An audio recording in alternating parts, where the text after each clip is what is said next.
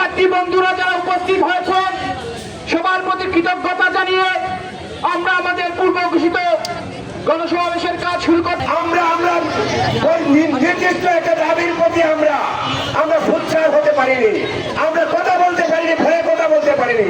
সময় এসেছে, এখন আমরা কথা বলবো। কোনো দিনে আমরা আমাদের যুক্তি দাবির কাছে আমরা হার মানবো না। আমরা আমাদের দাবি হচ্ছে সদর উপজেলায় বিজ্ঞান প্রযুক্তি বিশ্ববিদ্যালয় হতে হবে, এটা কোনো কাজ দেওয়া হবে না। সম্মানিত উপস্থিতি, আপনাদেরকে আমি অনুরোধ করবো, এই আন্দোলন আজকে নয়, অনেক দিন থেকে এই আন্দোলন চলে আসছে। আগামী দিনে যতক্ষণ পর্যন্ত আমাদের এই বিশ্ববিদ্যালয় সুনামগঞ্জ সদরে স্থায়ী ক্যাম্পাস না হচ্ছে ততদিন পর্যন্ত আমরা আমাদের আন্দোলন চালিয়ে যাবো ইনশাআল্লাহ। আমাদের যে দাবিটা, আমাদের জেলা শহর সুনামগঞ্জ এটা সমগ্র জেলাবাসীর, এটা শুধু সদরের জেলা সদর শহর নয়, এটা সমগ্র সুনামগঞ্জবাসীর জেলা শহর। আমরা যারা জেলায় বাস করি সবারই শহর এই শহর। সবচেয়ে নিরপেক্ষ ভেদ হলো সুনামগঞ্জ শহরের কাছাকাছি কোনো স্থানে বিশ্ববিদ্যালয় স্থাপন করা। আমরা সেই জন্য জোর দাবি জানাচ্ছি যে সুনামগঞ্জ জেলা শহরকে অন্ধকারে রেখে সুনামগঞ্জ সমগ্র জেলাকে আলোকিত করা যাবে না, সেটা অসম্ভব। আমাদের এই বিশ্ববিদ্যালয়, যিনি সুনামগঞ্জের নামে বিশ্ববিদ্যালয়টি সরকারের থেকে অনুমোদন করিয়েছিলেন, সেই তৎকালীন মন্ত্রী, তিনি এখন মন্ত্রিত্ব নেই, অস্তিত্বও নেই। আমি বর্তমান বিসি যিনি আছেন, তিনির উদ্দেশ্যে বলবো, যাদেরকে সিন্ডিকেটের সদস্য বানিয়ে সুনামগঞ্জবাসীকে হুমকি ধমকি দেখাচ্ছেন, ওনাদেরও এক সময় অস্তিত্ব থাকবে না। সুতরাং এই সুনামগঞ্জবাসীর দাবি আপনারা মেনে নিন। সরকারের প্রতি উদাত্ত আহ্বান, আপনারা এই সুনামগঞ্জ সদরের একটি ভালো জায়গা নির্ধারিত করে সুনামগঞ্জ সদরের পাশে যে কোনো একটি স্থানে সুনামগঞ্জ বিজ্ঞান ও প্রযুক্তি বিশ্ববিদ্যালয়টি স্থাপনের জায়গা নির্ধারণ করুন। সুনামগঞ্জ শহরের কাছে একটি পরিবেশ সম্মত, যেখানে পরিবেশের জন্য ভালো হবে, মানুষের জন্য ভালো হবে, সেখানে যেন জায়গাটি নির্ধারণ করা হয় এবং এই যে জায়গাটি নির্ধারণ করা হলে সবার জন্য মঙ্গল হবে।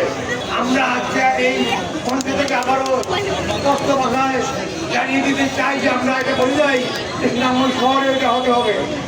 সুনামগঞ্জ জেলা সদরে বিশ্ববিদ্যালয় যখন এই আইনটা হয় তখন এটা প্রস্তাবনা ছিল সুনামগঞ্জ জেলা সদরে। আজকে সেটা হতে পারে জুবিলগাঁও মৌজায়, হতে পারে বরিশালে, হতে পারে বাইশবাড়িতে। একটা যৌক্তিক জায়গা নির্ধারণ করে যাতে সুনামগঞ্জ জেলা সদরে এটা হয়। বিশ্ববিদ্যালয়ের আলোয় সুনামগঞ্জ আলোকিত হতে চায়। অনেকভাবে আমরা বঞ্চিত হয়েছি। আমরা সীমান্তবর্তী এক জেলা শহর, আমাদের যে একটা বিশ্ববিদ্যালয় এটা আমরা দাবি করেছি যদি যৌক্তিক এটা হয় তাহলে আমাদের এই সুনামগঞ্জের জনজীবনে ব্যাপক পরিবর্তন আসবে। আমরা আশাবাদী যে সুনামগঞ্জের বিশ্ববিদ্যালয় আলোয় আলোকিত হবে। আমরা সুনামগঞ্জ জেলা সদরের আশপাশে যৌক্তিক দূরত্বে সুনামগঞ্জ বিজ্ঞান ও বিশ্ববিদ্যালয় স্থাপন করতে হবে এবং যে জায়গা নির্ধারণ করা হবে তাতে সরকারেরও সাশ্রয় হয়, জমি অধিগ্রহণে সাশ্রয় হয়, সেটি লক্ষ্য রেখে আমরা একটা প্রস্তাব করেছি। সেই প্রস্তাব অনুযায়ী যৌক্তিক দূরত্বে সুনামগঞ্জ জেলার আশপাশে আমরা যে জায়গাটা নির্ধারণ করছি ওই জায়গায় স্থাপন করার জন্য আমরা কর্তৃপক্ষের দৃষ্টি আকর্ষণ করে আমাদের কথা বলে গেছে, আমাদের মন বড় করতে আসতে হবে। এই ব্রিটিশ সরকারের মন্ত্রী 1900 নামার জন্য কাজ করেছেন, কিন্তু ওনার মনটা দৃঢ় ছিল। উনি দিচ্ছেন সুনামগঞ্জ বিজ্ঞান ও প্রযুক্তি বিশ্ববিদ্যালয়, স্থান দিচ্ছেন শান্তিগঞ্জ। 200 একর জায়গা আছে যা সরকারের 25 টাকা, যেটা একর করতে কোনো পয়সা লাগবে না। আমাদের 200 কোটি টাকা এখানে সেভ হয়।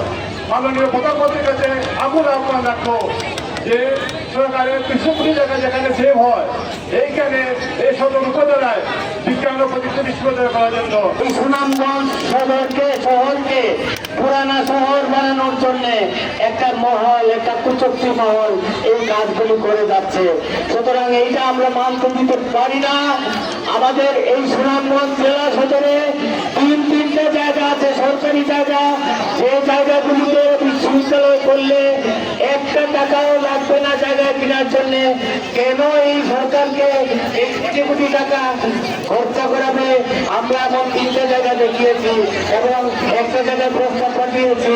সুতরাং আমরা সবাই এক পক্ষে সুনামগঞ্জ সদরের পাশে সুবিধা হয়ে সেই জায়গাটা 218 একর জায়গা, সেইখানে আমাদের বিজ্ঞান ও প্রযুক্তি বিশ্ববিদ্যালয় হবে, সেই কথায় আমরা একমত হয়েছি।